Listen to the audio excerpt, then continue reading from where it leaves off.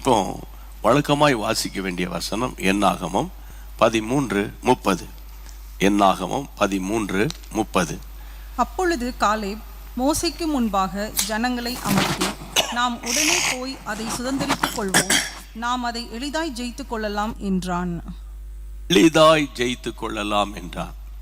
Caleb மோசேக்கு முன்பாக ஜனங்களை அமர்த்தினான்.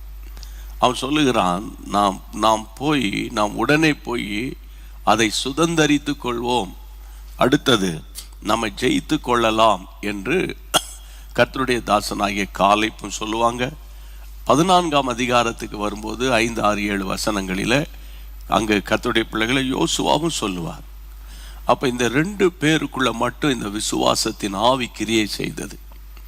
விசுவாசம் தேவனுடைய பிள்ளைகளே, நேற்று கொஞ்ச நேரம் நான் இதை பற்றி பேசினேன். இன்றைக்கு நான் உங்களோடு கூட முக்கியமான நம்ம அன்றாட நடைமுறை வாழ்க்கையில் தேவனுடைய ஆசீர்வாதத்தை நம்ம அறியாமலேயே நாம் மட்டுப்படுத்துகிற காரியங்களை நம்ம கற்றுக்கொள்ளணும் என்பது ரொம்ப முக்கியமானது. கர்த்தருடைய பிள்ளைகளை நீங்கள் வாசித்து பார்த்தீங்கன்னா, நீங்கள் என்னாகமம் 13ஆம் அதிகாரத்தினுடைய 28ஆம் வசனத்தை வாசிக்க கேட்போம்.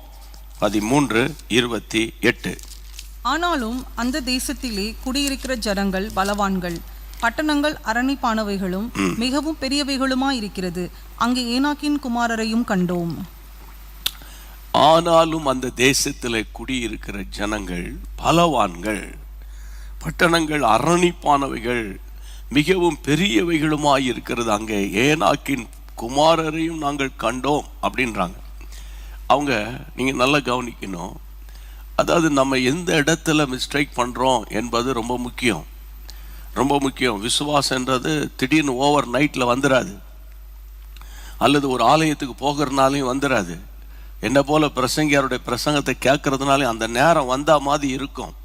நாங்கள் சொல்லுவோம், வாய்த்தன் சொல்லுங்கள் நீங்கள் சொல்லுவீங்க.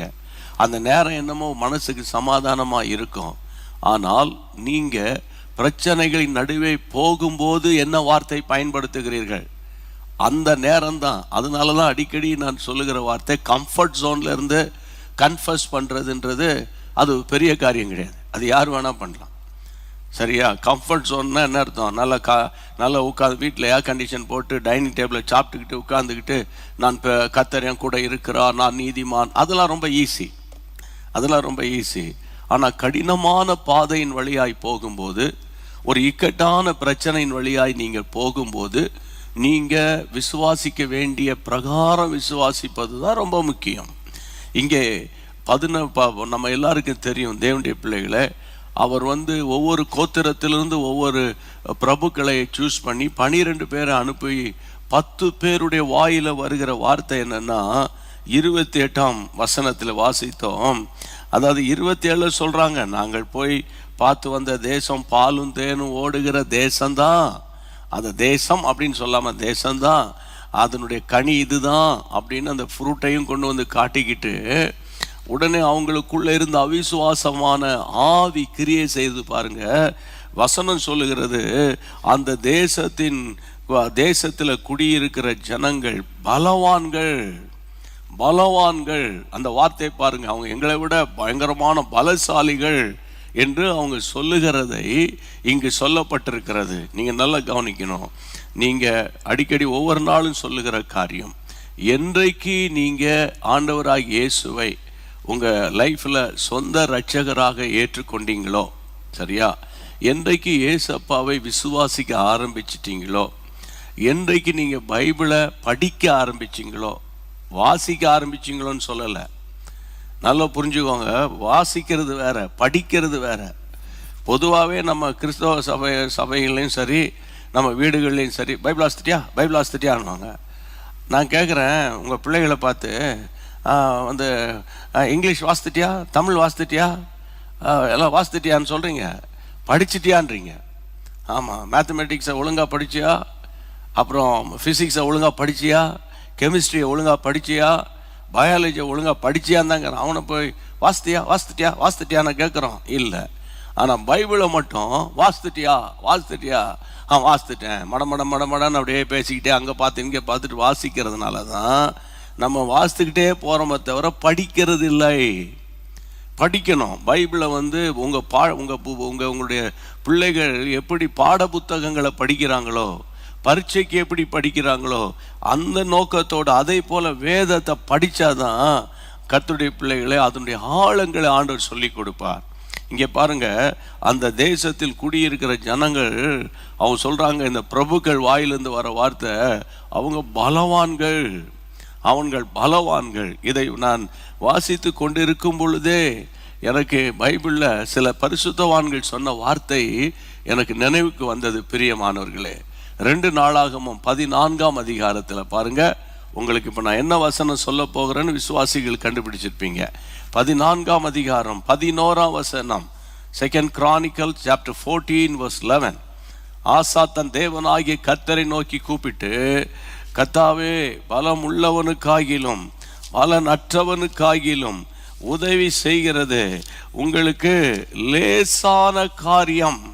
அவர் சொல்றாரு, எங்கள் ஆண்டவரே, அவர் சொல்லுகிற வார்த்தை பாருங்க, லேசான காரியம்.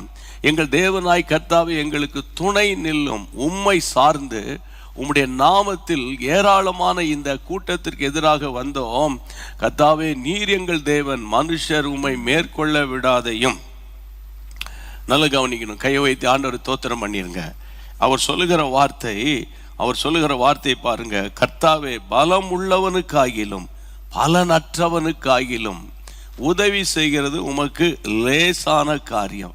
ஏன்னு கேட்டா 8-9 வசனங்கள்ல நீங்க பார்த்தீங்கன்னா, இந்த ஆசா தேவ மனிதன், தேவனுடைய ராஜா, அவனுக்கு விரோதமாய் யுத்தத்துக்கு வருகிற எத்தியோப்பியன் ஆகிய சேராவுக்கு 10 லட்சம் ஆட்கள், 300 ரதங்கள் அவனுக்கு விரோதமாய் செப்பத்தா பள்ளத்தாக்கிலே பாளையம் இறங்கி இருக்கிறாங்க. 10 லட்சம்.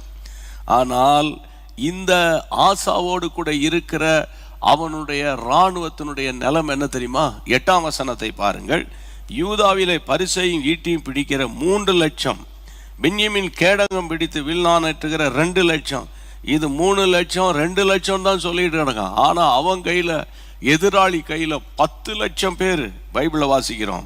அப்புறம் 300 ரதங்கள் என்று பைபிளை வாசிக்கிறோம், படிக்கிறோம். தேவனுடைய பிள்ளைகளை, இந்த நாட்கள்ல நீங்க பாருங்க, இப்போ இப்படி பார்த்தா அந்த எதிராளி ஆகிய சேரா, எத்தியோப்பியனுக்கு தான் அதிகமான இராணுவ பலன் இருந்தது. ஆனால் ஆசாவின் கையில் இராணுவ பலன் இல்லை. ஆனால் அந்த நேரத்தில் அவர் ஐயோ நாங்க என்ன பண்ண போறோம் தெரியலையே அப்படி புலம்புனாரானா இல்லை. அவர் சொல்லுகிறார், பலம் உள்ளவனா இருக்கலாம், பலன் அற்றவனாக இருக்கலாம், ஆண்டவரே உதவி செய்கிறது உங்களுக்கு லேசான காரியம்.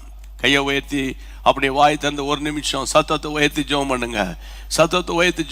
நாங்கள் அவங்க ரொம்ப பலவான்கள், அவங்க பயங்கரமான ஆட்கள், நாங்கள் ஒன்றுமே இல்லை அப்படின்னு புலம்பிக் கொண்டு இருக்கிற தேவ பிள்ளையே, அன்றைக்கு தேவனுடைய நாமத்தினால சொன்ன கையை உயர்த்தி நல்ல ஜெபம் பண்ணணும், வாய் திறந்து ஜெபம் பண்ணணும். கர்த்தருடைய பிள்ளைகளை, ஆசா சொன்னது போல, பலன் உள்ளவனுக்காகிலும் பலன் அற்றவனுக்காகிலும் உதவி செய்கிற தேவனே, ஆமே, என் நாவில அவிசுவாசமான வார்த்தை வரவும் கூடாது. ஆமென். என்னை பலப்படுத்துகிற கிறிஸ்துவினாலே எல்லாவற்றையும் செய்ய எனக்கு பலன் உண்டு. ஆமென். அடுத்தது 20ஆம் அதிகாரம் 12ஆம் வசனத்தில், அதாவது 2 Chronicles 2 நாளாகமம் 20ஆம் அதிகாரம் 12ஆம் வசனத்தில் கர்த்தருடைய பிள்ளைகளை, யோசபாத் ராஜா ஒரு ஜெபம் பண்ணுவார். அவர் என்ன சொல்லுகிறார் பாருங்க, வாசியுங்கள். எங்கள் தேவனே, சத்தமா வாசிங்க. நியாயம் தீர்க்க மாட்டீரோ? எங்களுக்கு விரோதமாக வந்த இந்த ஏராளமான கூட்டத்திற்கு முன்பாக நிற்க எங்களுக்கு பலன் இல்லை. நாங்கள் செய்ய வேண்டியது இன்னதென்று எங்களுக்கு தெரியவில்லை. ஆகையால் உம்மையே நோக்கி கொண்டிருக்கிறது என்றான். எங்கள் கண்கள் உம்மையே நோக்கி கொண்டிருக்கிறது. அந்த வார்த்தை நீங்கள் கவனிக்க. எங்களுக்கு விரோதமாய் வந்த இந்த ஏராளமான கூட்டத்திற்கு முன்பாக நிற்க எனக்கு பலன் இல்லை ஆண்டவரே, நாங்கள் என்ன செய்யணும்னு எங்களுக்கு தெரியல ஆண்டவரே, ஆகையினால் நாங்க பயந்து போய் இருக்கிறோம் ஆண்டவரே. அப்படியா இருக்கு? ஆகையால் எங்கள் கண்கள் உம்மையே நோக்கி கொண்டிருக்கிறது. கர்த்தருடைய நாமத்தினாலே சொல்ற தேவனுடைய பிள்ளைகளே, அதாவது நீங்க பைபிளை பார்த்தீங்கன்னா 1 கொரிந்தியர் 1:27 பலவான்களை வெட்கப்படுத்தும்படி நம் ஆண்டவர் பலவீனமானவைகளை தான் தெரிந்து கொண்டிருக்கிறார். ஆமா, அதனால அவங்க பலவான்கள், அவங்க பெரியவங்க, நாங்க ஒண்ணு இல்லை. நான் உங்களுக்கு சொல்றேன் தேவனுடைய பிள்ளைகளே, இந்த நாட்களில உங்களுக்குள்ளே ரட்சிப்பு இருந்தால் அதுவே உங்கள் பலன். ஆமென். அடுத்தது, அந்த ரட்சிப்பினால் வருகிற சந்தோஷம் இருந்தால் அதுவே உங்கள் பலன். அடுத்தது, பரிசுத்த ஆவியானவருடைய வல்லமை இருக்குமானால் அதுதானே நமக்கு ஒரு வல்லமையான பலன். பரிசுத்த ஆவி உங்களிடத்தில் வரும்போது நீங்கள் பலன் அடைந்து, அப்படின்னு தானே சொல்லி இருக்கிறது அப்போஸ்தலர் 1:8. அப்ப எப்படி உங்க நாவில ஐயோ நாங்க பலவான்கள் அல்ல, அவங்க தான் சத்துருவை நீங்க புகழக்கூடாது. சிலர் சாட்சி சொல்லும் போது சபைகளில் பார்த்தீங்கன்னா பிசாசை புகழ்ந்து பேசிட்டு கிடப்பாங்க, பிரச்சனையை பெருசா பேசிட்டு இருப்பாங்க. 5 செகண்ட்ல பேச வேண்டியதை இவங்க 15 நிமிஷம் விவரிச்சுக்கிட்டு இருப்பாங்க. அது சாத்தானை சந்தோஷப்படுத்துகிற ஒரு காரியம். ஆமென். அப்ப இந்த நாட்கள்ல பாரத்தோடு உங்களுக்கு சொல்லி கொடுக்கிற சத்தியம் என்னன்னு கேட்டா, இங்க பாருங்க, அவங்க போய் பார்த்துட்டு அந்த 10 பிரபுகள் சொல்றாங்க, அந்த தேசத்துல குடியிருக்கிற ஜனங்கள் பலவான்கள். அப்ப அவங்களுக்கு முன்னால இவங்க பலவீனரா இவங்களுக்கு தெரியுறான், இவன் என்ன பிரபு இவன். அப்ப இன்றைக்கு கர்த்தருடைய நாமத்தினால உங்க வாழ்க்கையில கடந்த கால போராட்டத்தின் நிமித்தம் நான் ஒண்ணு இல்லை, நான் அற்ப புழு பூச்சி நீங்க சொல்லிக்கிட்டு இருக்கலாம். ஆனால் ஒன்று சொல்லுகிறேன், ரட்சிப்பு என்ற ஆயுதமும் அபிஷேகம் என்ற ஒரு சர்வ ஆயுதமும் கர்த்தருடைய பிள்ளைகளை உங்களுக்குள் இருக்குமானால், ஆமே, எந்த பலவானையும் கர்த்தருடைய பிள்ளைகளை பலவீனப்படுத்துகிற ஒரு வல்லமையை என் ஆண்டவர் உங்களுக்கு தந்திருக்கிறார். ஆமேன். பவுல் அப்போஸ்தலன் சொல்றார் பாருங்க, வாசிங்க, எடுத்து வாசிங்க. 2 கொரிந்தியர் 12 2 கொரிந்தியர் 12:10 என்ன சொல்லுகிறது பாருங்கள். அந்தபடி நான் பலவீனமாய் இருக்கும் போதே பலமுள்ளவனாய் இருக்கிறேன். இது எப்படி சொல்ல முடியும்? பவுல் சொல்றார் பாருங்க, நான் பலவீனனா இருக்கும் போது பலன் உள்ளவனாய் இருக்கிறேன். இதுதான் கிறிஸ்தவ வாழ்க்கை, இதுதான் கிறிஸ்தவ வாழ்க்கை. அந்த வசனத்தை பாருங்க திரும்ப, நான் பலவீனமா இருக்கும்போது பலன் உள்ளவனாய் இருக்கிறேன். வாசியுங்கள். ஆகையால் கிறிஸ்துவின் நிமித்தம் எனக்கு வரும் பலவீனங்களில் நிந்தைகளிலும் நெருக்கங்களிலும் துன்பங்களிலும் இடுக்கண்களிலும் நான் பிரியமாயிருக்கிறேன். கிறிஸ்துவின் நிமித்தம் வரும் பலவீனம், கிறிஸ்துவின் நிமித்தம் ஒரு நிந்தை, கிறிஸ்துவின் நிமித்தம் ஒரு நெருக்கம், கிறிஸ்துவின் நிமித்தம் ஒரு துன்பம், கிறிஸ்துவின் நிமித்தம் ஒரு இடுக்கண்கள், இவையெல்லாம் எனக்கு ரொம்ப பிரியமா இருக்குது. அதுல நான் ரொம்ப இன்ட்ரெஸ்டா இருக்கிறேன்றாங்க. இன்னைக்கு கர்த்தருடைய பிள்ளைகளை நிறைய பேருக்கு இந்த சத்தியம் புரியாது.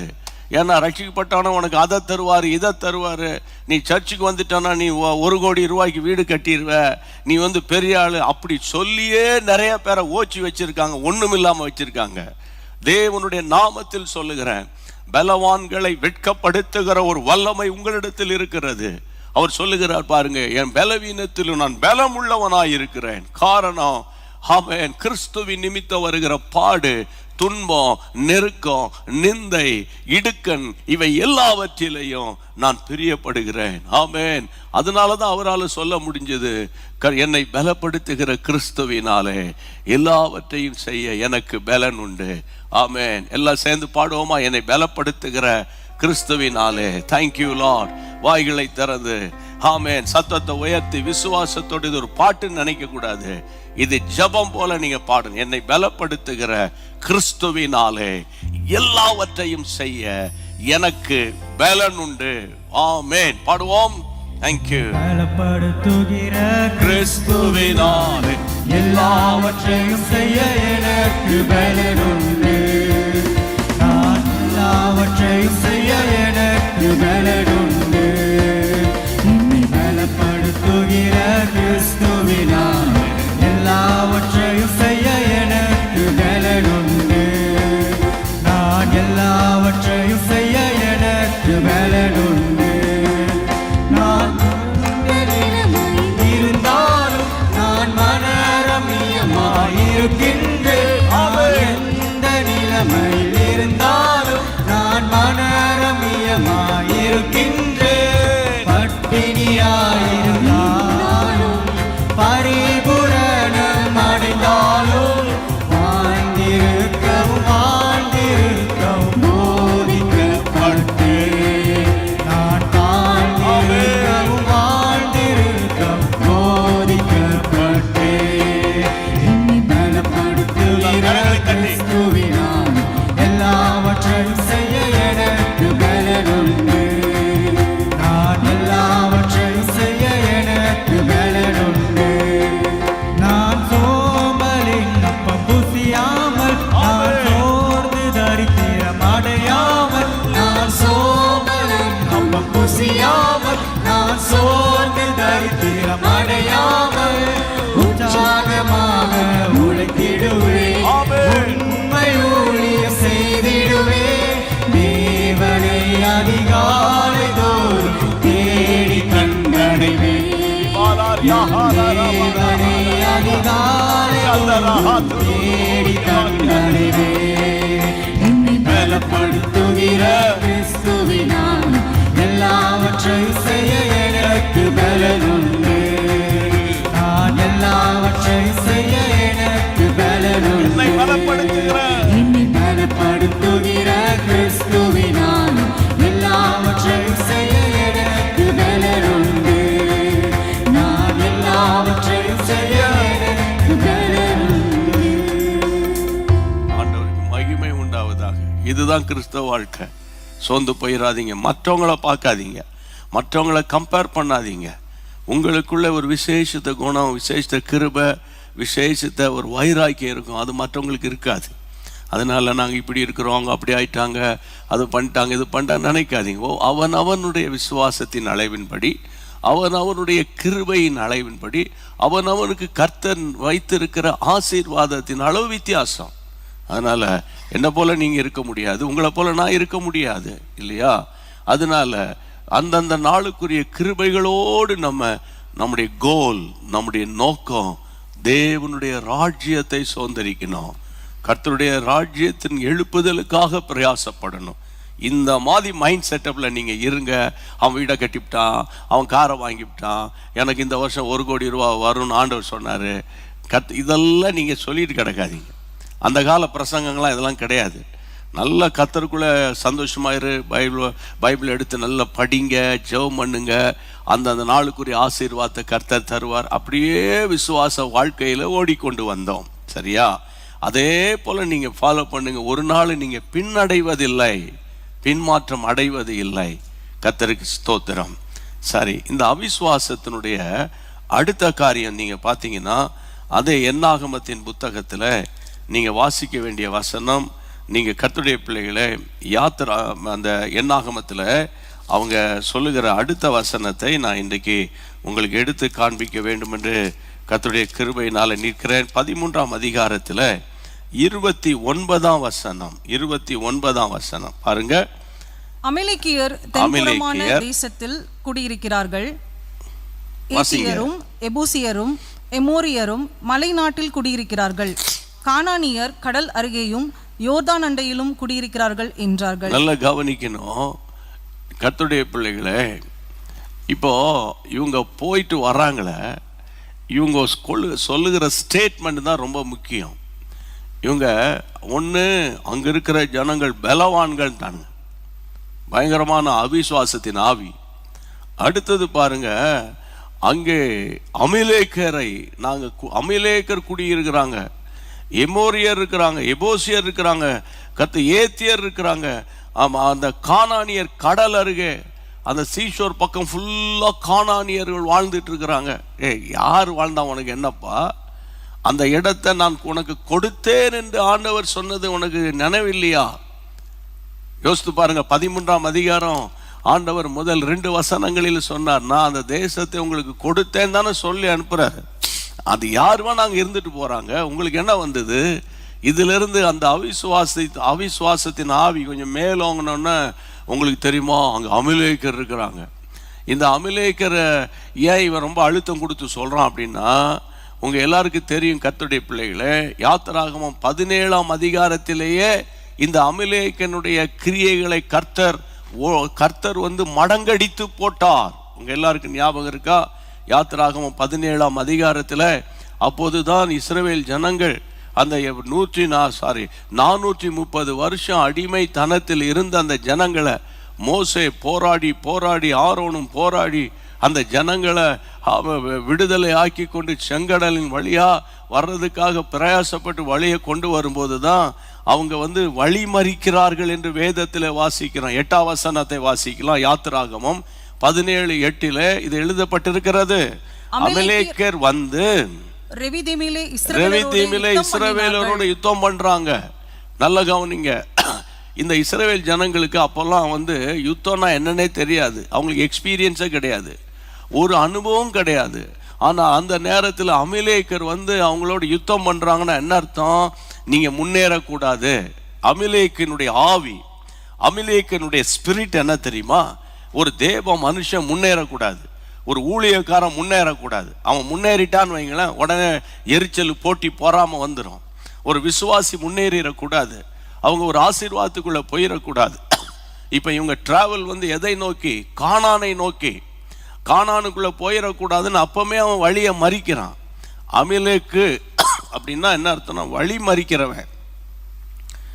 அமிலேக்கு வழி மறிக்கிறவன். இதை அறிஞ்சுதான் ஆண்டவர், சரியா, நீங்க வாசித்து பாருங்க 1 சாமுவேல்ல ஆண்டவர் இப்ப எனக்கு அதை ஞாபகப்படுத்துறதுனால அதையும் நீங்க வாசித்துட்டீங்கன்னா இன்னும் நீங்க தனி ஜெபம் பண்ணும்போது நல்ல ஜெபம் பண்ணுவீங்க. அதாவது கர்த்தருடைய பிள்ளைகளே, 1 சாமுவேலின் புத்தகத்தை நீங்க திருப்பணும்.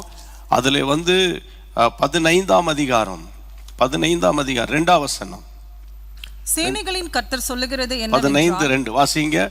சேனைகளின் கர்த்தர் சொல்லுகிறது என்னவென்றால், இஸ்ரவேலர் எகிப்திலிருந்து வந்தபோது அமலேக்கு அவர்களுக்கு வழிமறித்த செய்கையை மனதிலே வைத்திருக்கிறேன். வழிமறித்த செய்கையை நான் எங்க வச்சிருக்கிறேன்? மனதில் வைத்திருக்கிறேன். ஆண்டவர் பேசுறார் பார்த்தீங்களா? யாத்திராகமம் நல்ல கவனிங்க. யாத்திராகமம் 17ஆம் அதிகாரத்தில் நடந்த அந்த சம்பவத்தை ஆண்டவர் இங்கு 1 சாமுவேல் 15ஆம் அதிகாரத்தில் சவுலோடு கூட பேசுகிறார். இடைப்பட்ட காலம் எவ்வளவு காலம்?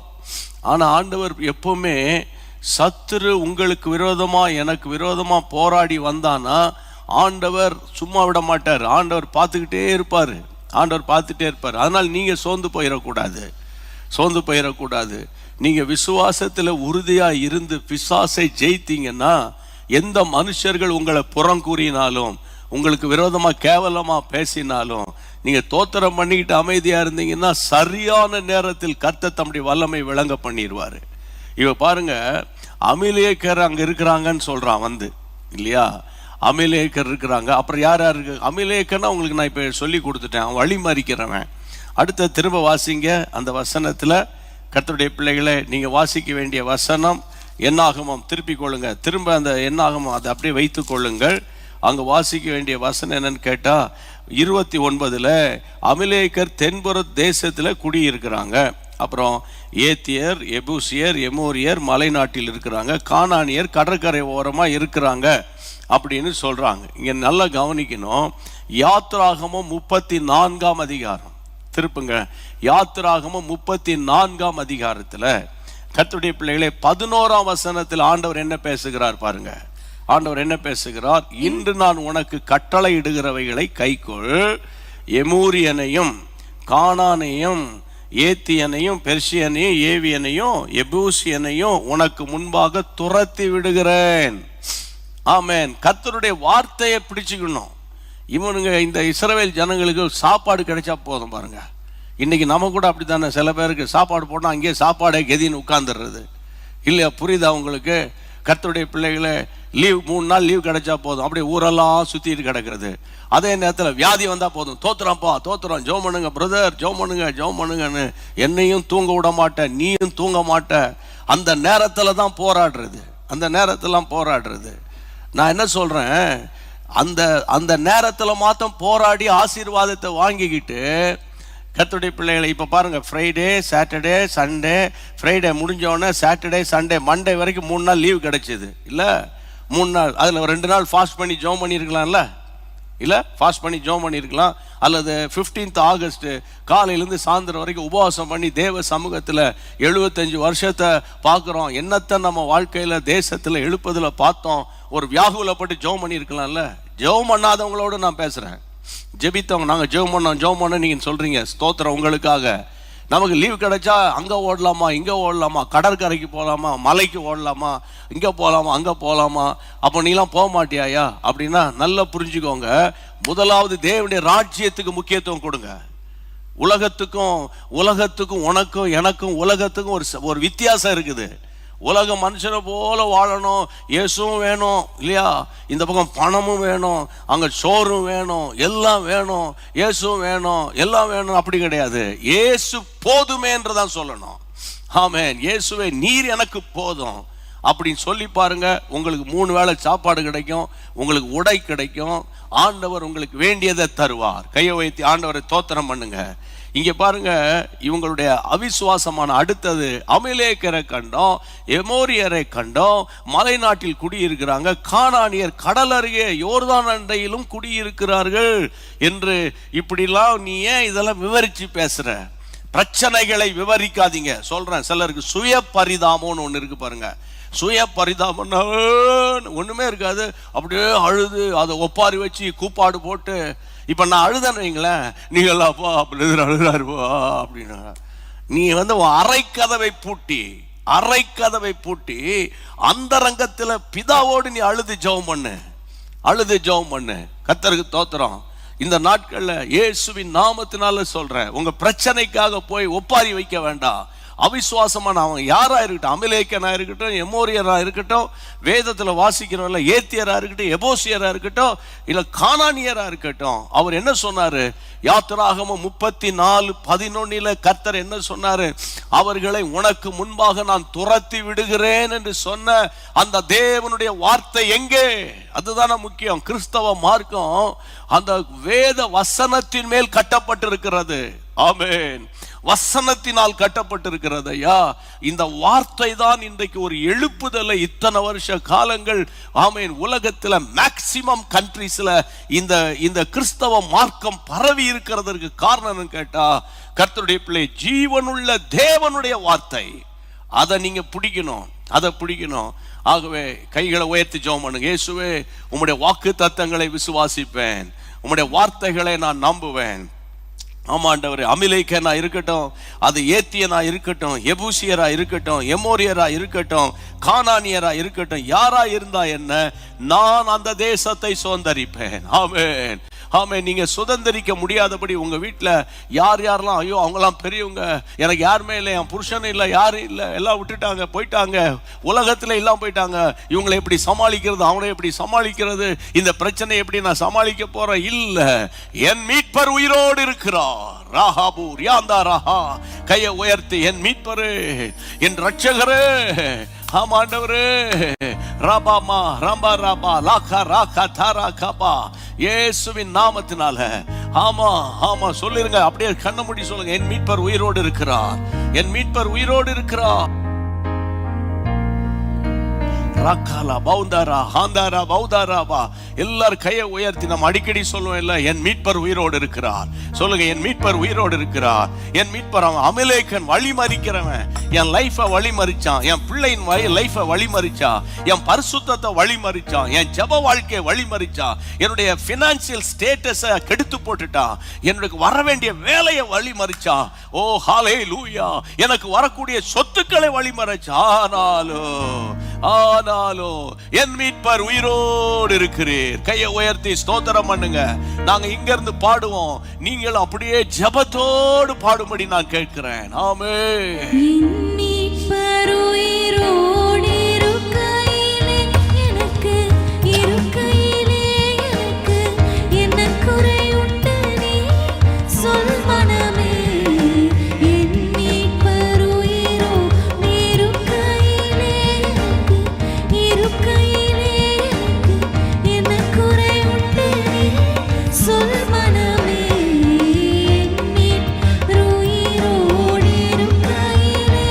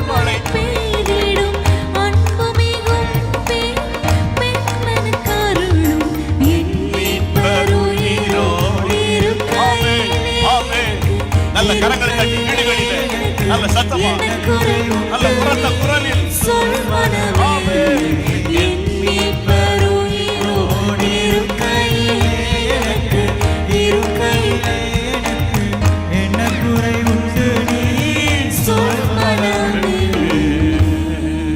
ஆமென். இருக்கிற இடங்கள் எல்லாரும் எழும்பி நிற்கலாமா? தேவனை நோக்கி கருத்தாக தேவனை நோக்கி ஜெபம் பண்ண போறோம். கர்த்தருடைய நாமத்தினால இன்றைக்கு இந்த அவிசுவாசத்தினுடைய விளைவு ரொம்ப ரொம்ப ரொம்ப, அதாவது கர்த்தருடைய ஆசீர்வாதத்தை சுதந்திரிக்க முடியாம நிறைய பேர் கஷ்டப்படுறாங்க. நம்முடைய விசுவாசம் தான் என் உலகத்தை ஜெயிக்கிற ஜெயம். அதனால உங்க விசுவாசத்தை எந்த மனுஷன் மேல வைக்காதீங்க, உங்க மாத சம்பளத்தின் மேலையும் வைக்காதீங்க. நீங்க படிச்சிருக்கீங்க சான்றிதழ், அந்த சான்றிதழையும் மேல வைக்காதீங்க. நீ உங்களுக்கு கிடைச்சிருக்குல்ல கவர்மெண்ட் ஜாப், அந்த கவர்மெண்ட் போஸ்ட் மேலேயும் ஜாப் மேலேயும் வைக்காதீங்க. அல்லது பிரைவேட் கம்பெனியில் இருக்குல்ல அது மேலே வைக்காதீங்க. நீங்க எந்த மனுஷனையும் தயவு செய்து சாராதீங்க. ஆமென். முழுவதுமாய் ஆசாவை போல கர்த்தரை சார்ந்து நிற்கிறோம். ஆமென். கர்த்தரை சார்ந்து நிற்கிறோம். இன்னைக்கு இப்போ ஏன் இந்த வார்த்தையை ஆசாவுக்கு நான் திரும்புறேன், ஆசா சொன்ன அந்த வார்த்தையை நீங்க பிடிச்சு இப்ப நம்ம ஜெபம் பண்ண போறோம். கொஞ்ச நேரம் உங்களோடு கூட சேர்ந்து நான் ஜெபம் நடத்த போறேன். ஆசா சொல்லுகிறார், கர்த்தருடைய பிள்ளைகளே, இந்த வசனம் சொல்லுகிறது, வேதத்தில் வாசிக்கிறோம், கர்த்தரை சார்ந்து. ஆமென். எதிராக இந்த கூட்டத்துக்கு எதிராக வந்தோம், கர்த்தாவே நீர் எங்கள் தேவன், மனுஷன் எங்களை மேற்கொள்ள விடாதையும் ஆசா சொல்றாரு. அப்ப யோசபாத் என்ன சொல்லுகிறார்? கர்த்தருடைய பிள்ளைகளே, நம்ம ஜெபம் பண்றதுக்கு முன்னால, ஆண்டவரே எங்களுக்கு அவர்களுக்கு முன்பாக நிற்க எங்களுக்கு பலன் இல்லை, நாங்க செய்ய வேண்டியது என்னன்றது எங்களுக்கு தெரியல, ஆகையால் எங்கள் கண்கள் உம்மையே நோக்கி கொண்டிருக்கிறது, எங்கள் கண்கள் உம்மையே நோக்கி கொண்டிருக்கிறது. கர்த்தருக்கு மகிமை உண்டாவதாக. ஆசா சொல்லுகிறார், தேவனே எங்களுக்கு துணை நில்லும், உம்மை சார்ந்து உம்முடைய நாமத்தினால இந்த ஏராளமான கூட்டத்திற்கு முன்பாக வந்தோம். ஆமென். அந்த வார்த்தையை பார்த்தீங்களா? ஆண்டவரே எனக்கு இருக்கிற 5 லட்சம் 2 லட்சம் ஆட்களை வச்சு நான் வரல, ஆண்டவரே உம்மை சார்ந்து இந்த ஜனங்களை எதிர்க்க வந்திருக்கிறேன். அப்போ இன்றைக்கு உங்க பிரச்சனையை நீங்க எதிர்க்க போறீங்க. நீங்க எதிர்க்க போறீங்க உங்க பிரச்சனையை. உங்க பிரச்சனை எனக்கு தெரியாதுல்ல, அது ஒரு வீட்டு பிரச்சனையா இருக்கலாம், கடன் பிரச்சனையா இருக்கலாம், திருந்தாத பிள்ளைகள் பிரச்சனையா இருக்கலாம், புருஷனுடைய வாக்குவாதம், எரிச்சல், போட்டி பொறாமையா இருக்கலாம், பையன் ஒரு மாதிரி டாமினேஷனா இருக்கலாம், ஒரு மாதிரி ஸ்டபனா இருக்கலாம். இந்த பிரச்சனைய ஆண்டவர்கிட்ட நீங்க கொண்டு வந்திருக்கீங்க. இந்த நேரத்தில் சொல்லுங்க, என்னால எதிர்க்க முடியல ஆண்டவரே, என்னால போராட முடியல ஆண்டவரே, எனக்கு பணமும் இல்லை, பலனும் இல்லை, அறிவு இல்லை, தாளந்து இல்லை, திறமை இல்லை, ஒண்ணுமே இல்லை ஆண்டவரே, ஆனால் உம்மை சார்ந்து நிற்கிறேன் ஆண்டவரே. கைகளை உயர்த்தி நீங்க ஜெபிங்க. உம்மை சார்ந்து நிற்கிற சிலர் எனக்கு விரோதமா சிலர் சூனியம் வச்சிருக்கிறாங்க, நாங்க முன்னேற கூடாதபடி பில்லி சூனியம் வச்சிருக்கிறாங்க, எங்க பிள்ளைகள்லாம் ஆசீர்வாதமா இருக்கக்கூடாதுன்னு சொல்லி சில போராட்டம் வந்திருக்குது அப்படின்னா அதெல்லாம் இருக்கட்டும் ஒரு மூலையில. இயேசுவே உம்மை சார்ந்து, எல்லாரும் கரங்களை உயர்த்தி உம்மை சார்ந்து எல்லாம் சொல்லுங்க, உம்மை சார்ந்து ஆண்டவரே. ஹல்லேலூயா. உம்மை சார்ந்து. ஆமா ஆண்டவரே, ட்ரஸ்ட் இன் காட். ஆமா, கர்த்தரை சார்ந்து, கர்த்தரை சார்ந்து. ஹல்லேலூயா. Thank you Lord. ஆமா ஆண்டவரே, என் பணத்தை சார்ந்து அல்ல, எனக்கு சொந்தக்காரங்க தெரியும், எனக்கு அந்த ஃப்ரெண்ட்ஸ் தெரியும், அல்லது எனக்கு அந்த முதலாளி தெரியும், அல்லது அந்த அரசியல் தலைவர்கள் தெரியும், அல்லது அந்த அதிகாரி எனக்கு தெரியும், அல்லது அவங்க எனக்கு அந்த சீட்டை வாங்கி கொடுத்தாருன்னு சொல்லியிருக்காங்க, அதெல்லாம் தூக்கி தூர ஏறிங்க. இயேசுவே உம்மை சார்ந்து. ரீபாமா ஹோலா பஹாந்தரா பூஷாந்தரா. உம்மை சார்ந்து என் மகள் லைஃப்ல வந்திருக்கிற பொல்லாத பிசாசின் கிரியைகளை உம்மை சார்ந்து நான் எதிர்க்கிறேன். என் மகனுக்கு விரோதமாய் எழும்பி இருக்கிற விக்கிரக ஆவிகளின் கிரியைகளை, உலகத்தின் ஆவியின் கிரியைகளை உம்மை சார்ந்து நான் எதிர்க்கிறேன். என் தொழிலுக்கு வந்த போட்டி பொறாமைகளை ஆண்டவரே உம்மை சார்ந்து நின்று எதிர்க்கிறேன். இயேசுவின் நாமத்தில் எனக்கு விரோதமாய் வந்திருக்கிற இந்த பலவீனம், இந்த வியாதிகளை, இந்த போராட்டங்களை ஆண்டவரே, ஆண்டவரே உம்முடைய நாமத்தினாலே உம்மை சார்ந்து அந்த வியாதிகளை துரத்துகிறேன். எரிச்சலின் ஆவிகள், உபத்திரவத்தின் ஆவிகள், கலக்கத்தின் ஆவிகள், குறை சொல்லுகிற ஆவிகள், குற்றம் கண்டுபிடிக்கிற ஆவிகள், ஊழியக்காரர்களுடைய குடும்பத்துக்கு விரோதமாய் பேசுகிற பொல்லாங்கான வார்த்தைகள் இயேசுவின் நாமத்தினால ஹல்லேலூயா அவைகளை ஆண்டவரே உம்மை சார்ந்து நாங்கள் ஜெபிக்கிறோம். கர்த்தர் உதவி செய்யுங்க. கர்த்தர் உதவி செய்ய போறீங்களே, அதை நினைத்து நாங்கள் உமக்கு நன்றி சொல்றோம். உமக்கு நன்றி அப்பா, உமக்கு நன்றி அப்பா, உமக்கு நன்றி அப்பா. அவிசுவாசமான வார்த்தைகளின் விளைவு ஆண்டவரே பெரிய போராட்டம், உபத்திரவம். அமலேக்கனா இருக்கட்டும், ஆண்டவரே எமோரியனா இருக்கட்டும், ஏவியனா இருக்கட்டும், எபோசியரா இருக்கட்டும், கானானியரா இருக்கட்டும், யாரா இருந்தா என்ன, அந்த தேசத்துல அந்த பொல்லாத இன ஜாதி மக்களை நீங்க துரத்துவேன் என்று சொன்னீரே.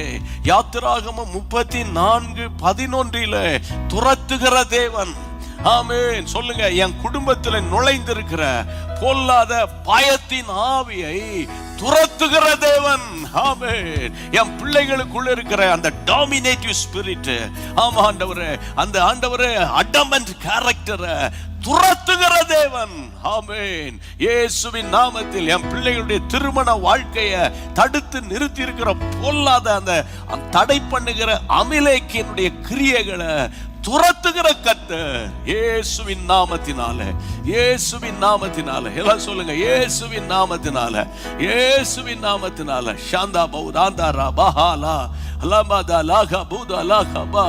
இயேசுவின் நாமத்தினால, இயேசுவின் நாமத்தினால எனக்குள்ளே விசுவாசம் மேலோங்க முடியாதபடிக்கு, என்னுடைய விசுவாசம் கிரியை செய்ய கூடாதபடிக்கு எனக்கு முன்பாக இருக்கிற கலக்கத்தின் ஆவி, சந்தேகத்தின் ஆவி, ஆமென், சந்தேகத்தின் ஆவி இயேசுவின் நாமத்தினால ஆமென் சிந்தையை விட்டு வெளியேறும்படி நாங்கள் அதட்டி ஜெபிக்கிறோம்.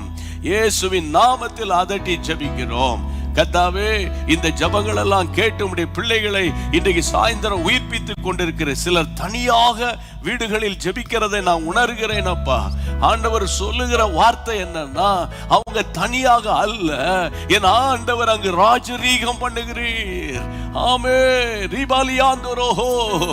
பலவீனமான நாட்கள்ல என் ஆண்டவருடைய பலன் உங்களை தாங்குகிறது. ஜெபம் பண்ணி கொண்டிருக்கிற தேவ பிள்ளைகளே, ஷம்மாட்டி கர்த்தர் உங்களை பலப்படுத்துகிறார். ஆமென், ஆமென். எல்லா விதமான அவிசுவாசத்தின் ஆவிகளை துரத்தி ஜெபிக்கிறோம்.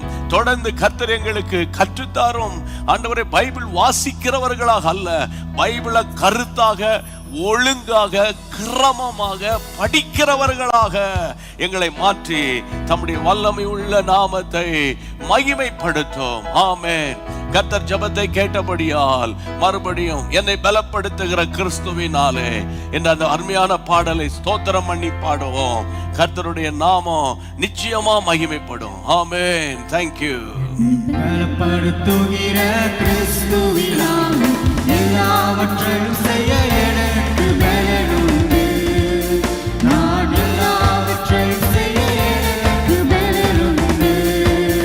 என்னை பலப்படுத்துகிற கிறிஸ்துவினால் எல்லாவற்றையும் செய்ய எனக்கு பலனுண்டு. நான் எல்லாவற்றையும் செய்ய எனக்கு பலனுண்டு. நான் எந்த நிலைமையில் இருந்தாலும் நான் மனரம்யமாய் இருக்கின்றேன். நான் எந்த நிலைமையில் இருந்தாலும் நான் மனரம்யமாய் இருக்கின்றேன். பட்டினியாய் இருந்தாலும் பரிபூரணமடைந்தாலும் தாழ்ந்திருக்கவும் வாழ்ந்திருக்கவும் போதிக்கப்பட்டேன். நான் தாழ்ந்திருக்கவும் வாழ்ந்திருக்கவும் போதிக்கப்பட்டேன். என்னை பலப்படுத்துகிற கிறிஸ்துவினால் எல்லாவற்றையும் செய்ய எனக்கு பலனுண்டு. நான் எல்லாவற்றையும் செய்ய எனக்கு பலனுண்டு. ஆண்டவருக்கு மகிமை உண்டாவதாக. கர்த்தருக்கு ஸ்தோத்திரம். இது சும்மா வாய்க்கு வந்த மாதிரி எழுதல, அவிசுவாசமா எழுதல. அப்போஸ்தலனாகிய பவுல் சொன்னதை சாராள் நவரோஜி அம்மா ஜெபத்தோடு எழுதி பாடியிருக்காங்க. இதுதான் அந்த கிறிஸ்டியன் ரியாலிட்டி, கிறிஸ்டியன் லைஃப். புரியுதா உங்களுக்கு? எமோஷனல் லைஃப்லாம் அது வேற எங்கேயோ போயிடணும், அதெல்லாம் கிடையாது. அந்த ரியாலிட்டியே இதுதான் ஐயா. அதனால கர்த்தருக்குள்ளே சந்தோஷமா இருங்க. ஆண்டவர் நிச்சயமாய் நடத்துவார். குடும்பத்தினர், அங்கத்தினர் உங்கள் கூட பிறந்தவங்க உங்க எல்லாரையும் நினைச்சு ஸ்தோத்திரம் பண்ணுங்க, சரியா? அப்புறம் கடைசி எங்களை நினைச்சு ஸ்தோத்திரம் பண்ணிருங்க.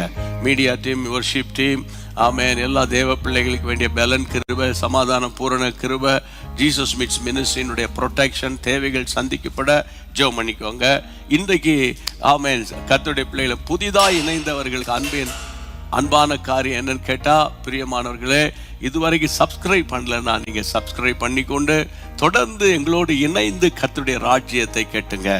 ஆண்டவர் உங்களை அளவில்லாமல் ஆசீர்வதிப்பார். எல்லாரும் வலது கரத்தை உயர்த்தி சொல்லுங்க. என் ஆத்துமாவே கர்த்தரை ஸ்தோத்திரி, என் முழு உள்ளமே அவருடைய பரிசுத்த நாமத்தை ஸ்தோத்திரி. என் ஆத்துமாவே கர்த்தரை ஸ்தோத்திரி, கர்த்தர் செய்த சகல உபகாரங்களை மறவாதே. Praise God. Thank you. God bless you.